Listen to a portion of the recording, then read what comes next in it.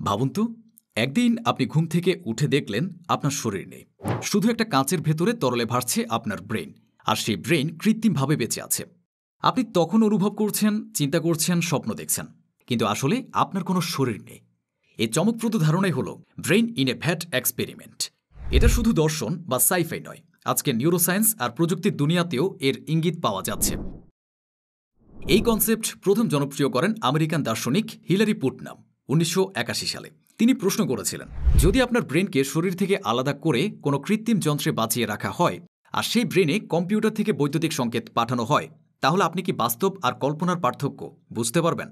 এই চিন্তা প্রয়োগকে বলা হয় brain in VAT thought experiment, যা অনেকটা সিনেমা দ্য ম্যাট্রিক্সের মতো, যেখানে বাস্তবতা আসলে একটা সিমুলেশন।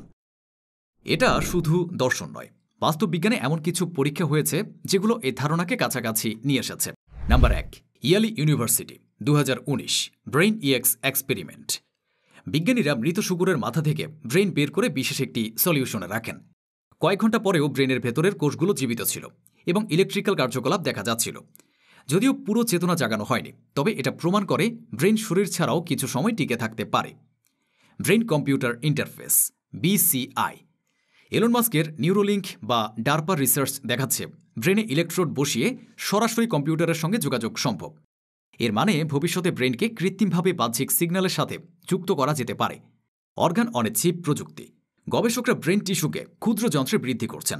এভাবে মিনি ব্রেন তৈরি করে তার নিউরাল কার্যকলাপ পর্যবেক্ষণ করা সম্ভব হচ্ছে। নিউরোসায়েন্স দিক। আমাদের সব অনুভূতি, দেখা, শোনা, ছোঁয়া আসলে বৈদ্যুতিক সংকেত। চোখে আলো পড়লে নিউরন সিগন্যাল পাঠায়, কান শব্দকে রূপান্তর করে সিগন্যালে, হাত ছোঁয়ার সময়ও সিগন্যাল তৈরি হয়। অর্থাৎ ব্রেন যদি কৃত্রিমভাবে একই রকম সংকেত পায়, তবে সে মিথ্যা বাস্তবতাকেও আসল বলে বিশ্বাস করবে। এখানেই ব্রেন ইন এ ভ্যাট এর ভয়ঙ্কর দিক।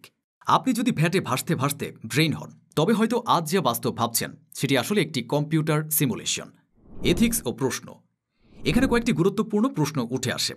যদি ব্রেন শরীর ছাড়াই সচেতন থাকে, তবে কি সেটা মানুষ হিসেবে গণ্য হবে?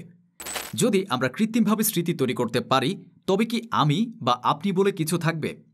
মৃত্যুর পর কি মানুষের ব্রেনকে সংরক্ষণ করে ডিজিটালভাবে পুনর্জীবিত করা সম্ভব হবে? ভবিষ্যতের সম্ভাবনা। নিউরোটেকনোলজির উন্নতি একসময় আমাদেরকে শরীর ছাড়া জীবনের দিকে নিয়ে যেতে পারে। চেতনা সংরক্ষণ বা মাইন্ড আপলোডিংয়ের গবেষণা ইতিমধ্যেই চলছে। ইমর্টালিটি হয়তো আর শুধু কল্পকাহিনী থাকবে না, বরং প্রযুক্তিগত চ্যালেঞ্জ হয়ে উঠবে। Conclusion. Brain in a VAT একদিকে দর্শনের সবচেয়ে রহস্যময় চিন্তার প্রয়োগ, আর অন্যদিকে বিজ্ঞানের সবচেয়ে ভয়ঙ্কর সম্ভাবনা।